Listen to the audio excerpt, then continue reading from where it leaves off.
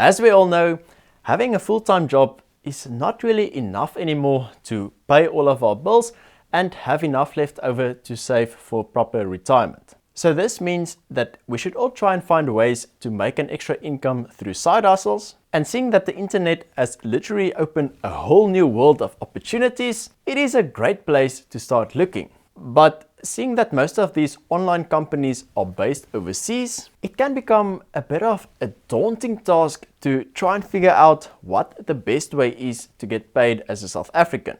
And believe you me, there are many hidden fees lurking in the darkness of getting those dollars into rands into your bank account. And these fees can easily chow a big hole into your hard-earned money without you even knowing about it. Now, considering that this is quite a meaty topic, I'm going to start a mini-series where I'm going to compare the best online payment platforms available to South Africans so that you can have all of the necessary information available that is necessary to make an informed decision on which platform will work best for you. So this video is the first video in this mini-series where I will basically explain all the different ways that you can send and receive money from overseas, what factors you need to take into consideration when choosing a payment platform, and I will try and explain all of the confusing jargon that these online platforms often use in a simple manner so that you can be properly educated on what you need to look out for. Okay, so let's start with all of the different ways that you can send and receive money from overseas. The most common one that we all know about is to go to your bank, to fill in your application form, and then to just transfer your monies overseas. Likewise, if you need to receive money, you simply send your banking details to the offshore company and then they transfer the money directly into your bank account. Easy, right?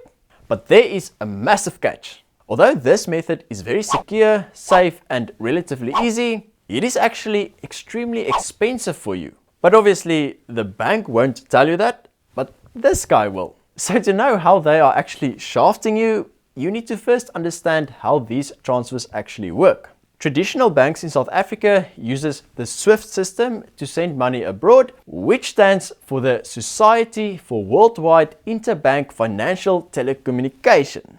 Well, that's a mouthful.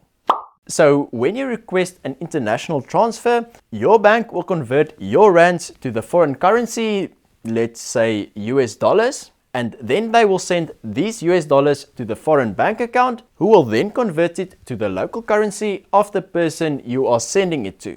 And this is where you need to pay attention. Not only will the banks charge you a transaction fee, which can be either a fixed fee or percentage-based fee, but they will also charge you a currency conversion fee. And although they will show you what the transaction fee is, they will not tell you what the currency conversion fee is, which is why it is referred to as a hidden fee. So what is this currency conversion fee and how exactly does it work? Now the best way for me to explain this is to use a currency exchange rate example. If you've ever been to an airport or just a normal bank, you probably would have noticed the currency exchange board reflecting the buy and sell prices of all of the different currencies.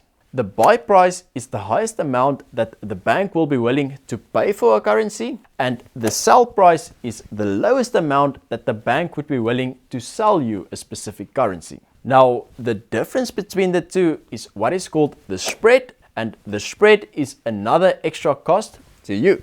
Let me explain by using the Forex calculator from FNB. Let's say you want to exchange 10,000 Rand for US dollars. In this example, the bank will buy it from you at a rate of $0.062 for each 1 Rand. So 10,000 Rand will essentially give you $616.61. But let's say just after you exchange your rands for dollars, you realized you made a big mistake and you want to exchange those dollars back to rands again. The bank will now only sell it to you at a rate of $0.065 for each 1 Rand. So your $616.61 will now only give you 9,520 Rand. So you, my friend, just lost 480 Rand or 4.8% of the transaction amount due to the banking fees that is known as the spread. Just like that. Leerlik, ne?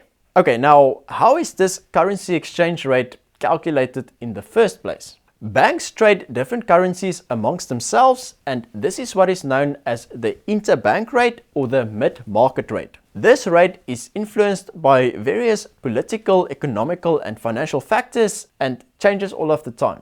Now, this mid-market rate is basically the midpoint between what banks are willing to buy and sell different currencies amongst themselves, and this is considered to be the best and fairest rate available. This is the rate that you will see on Google and websites like XE, which updates it in real time whenever the trading market is open.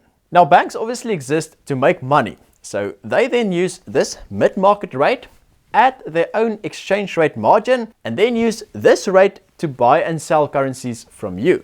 And as you've seen, this hidden fee can take a massive hop out of your money. And then on top of this, most banks will also charge a flat fee and a percentage-based fee, which can easily amount to fees in excess of 10% per transaction.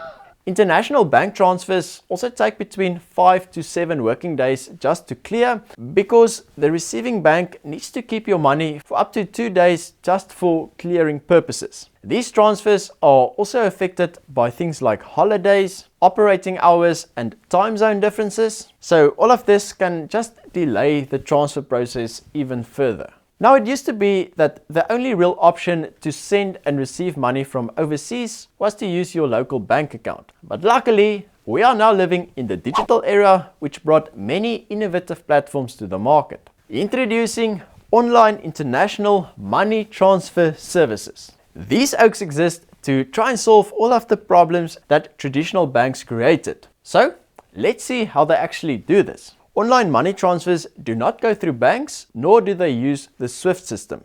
Instead, they go through money transfer services that send funds between account holders through their own communication systems, thereby cutting out the middleman, aka the bank. These companies have local bank accounts in various different countries, which they use to transfer funds internationally. So, for example, if you need to send money to somebody in the US, you will make a local bank account transfer to the company's South African bank account. The company will then convert your rands to US dollars within its platform, transfer it to their US local bank account, and then simply make a local bank account transfer to the recipient's US bank account. They buy and hold massive amounts of foreign currencies that they keep inside their own platform, and because they are trading huge amounts of currencies at a time, they get favorable wholesale rates that are very close to the mid-market rates. This allows them to have lower spreads, and because they mainly operate online and do not have any physical branches, they tend to charge a lower transaction fee. They also don't charge any monthly account fees like most traditional banks do, and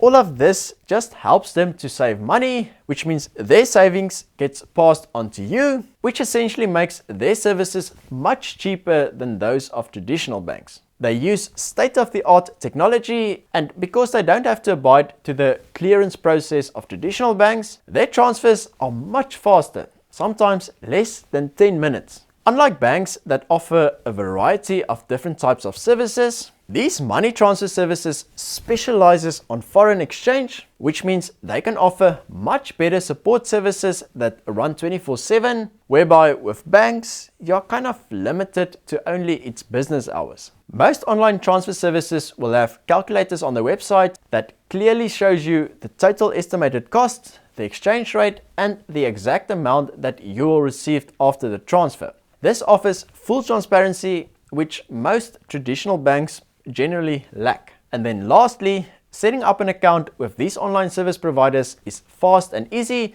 as it only really takes a couple of minutes, whereby with banks, you sometimes have to wait days, if not weeks, just to get your account approved. Okay, so I hope that by now I have convinced you that using a bank to send and receive money from overseas is not the best option. So now let's look at a couple of things that you need to take into consideration when choosing an online international money transfer service. As with most things in life, as soon as someone brings a product or a service to the market that actually solves real life problems, you will get scam artists that will replicate the business model to try and rob you out of your money. And seeing that money transfer services are not really required to fall under the same strict regulations as traditional banks do, you need to be careful to choose a company that has been in the industry for long enough and thus that has a good reputation. Make sure to look at their online reviews on sites like Trustpilot and Hello Peter and read the comments to see what people liked and disliked about the platform. You are trusting your hard-earned money with these companies, so it just makes sense that you make sure that they are actually trustworthy. Alongside credibility, you also need to look at the company's security. Make sure that the provider that you choose will comply with the regulations of the companies in which they operate, and this info will usually be found on their website. They should also meet the global standards that protect against money laundering, as well as any other international requirements. Next up is the speed of the transfer. This will really depend on whether you want to make instant transactions or if you are able to wait a couple of days for a better rate. Most online money transfer services should be able to finalize payments within 2 business days. But if you want to try your hand at something like forex trading, for example, where you want to try and make a profit out of buying and selling different currencies, you will need a platform that will finalize these transactions within minutes, if not seconds. And then last, but definitely not the least, is the costs. There are 3 main fees that you need to look out for. The first one that we already touched on is the exchange rate markup or margin fee, also known as the spread. If you want to calculate what the company's spread is, just compare what they offer to buy a certain currency from you with the rate that you can find on Google or the XE website. So for example, if you see that you can trade 16 Rand for $1 on the platform, but you see that on Google the mid-market rate is actually 15 Rand per $1, then the spread cost would be 16 Rand minus 15 Rand divided by 16 Rand times 100, which in this case would be 6.25%, which is actually extremely expensive. Next up is the transaction fee. This will either be a fixed rate fee or a percentage-based fee. A fixed fee will stay exactly the same whether or not you trade 1,000 or 100,000 Rand. And a percentage-based fee, which is also known as a commission or a service charge fee, will increase in proportion to how much you want to trade. This is important to know because in some instances, the one will work out cheaper than the other, depending on how much you are planning to transfer. Now, you will have to use your brain and do some mathematics here, but in general, a fixed fee structure will work out cheaper when you trade large amounts, and a percentage-based fee tend to work out cheaper when you are trading smaller amounts. And then lastly is the bank processing fee.